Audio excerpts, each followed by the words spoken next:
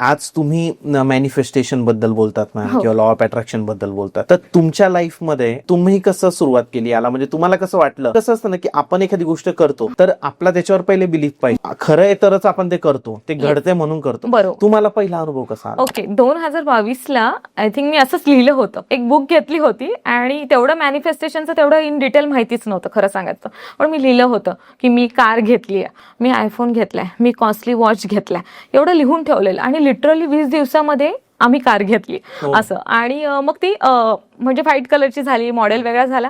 पण ते मी तिथे तेव्हा स्पेसिफिक नव्हतं ना अटेन्शन दिलं की हीच घ्यायची आहे. पण ती 20 दिवसात कार मॅनिफेस्ट झाली. 1 महिन्यामध्ये तेव्हा आयफोन 14 घेतला होता, 14 प्रो मॅक्स असं.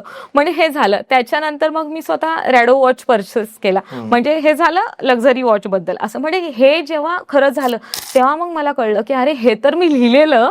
एक दिवस ती मला बुक मिळाली आणि ते खरं होतंय. आणि मग त्याच्यामधला इंटरेस्ट वाढत गेला की काय करायचंय, कसं करायचंय. आणि मग ह्यामध्ये मग खूप स्टडी केली. तेव्हा सगळं रिसर्च मध्ये कळलं की कसं करायचंय, काय करायचं. आता मी स्वतः मॅनिफेस्टेशन कोच आहे, लाईफ कोच आहे, तर मला माहिती आहे की गोष्टी काय आहेत, टेक्निक काय आहेत. पण हे जे स्वतःचे रिझल्ट आहेत ते असे. आता तर माझं मॅनिफेस्टेशन ह्या लेवल आहे की फक्त विचार केला की खरं होतंय, विचार केला की खरं होतंय. त्याच्यामुळे म्हणजे की आज सपोज ही गोष्ट घ्यायची आहे, ती मिळतेच मिळते. असं गिफ्ट पाहिजे ते मिळतच मिळतं. हे झालं स्वतःच्या बद्दलचं. पण ते स्टार्टिंग माझं 2022 पासून झालं. आणि आतापर्यंतचं ट्रान्सफॉर्मेशन एवढं आहे की विचार केल्यावर लगेचच्या लगेच गोष्टी खऱ्या होत आहेत. पूर्ण व्हिडिओ बघण्यासाठी YouTube वर जाऊन बँटर विथ चेतन सर्च करा.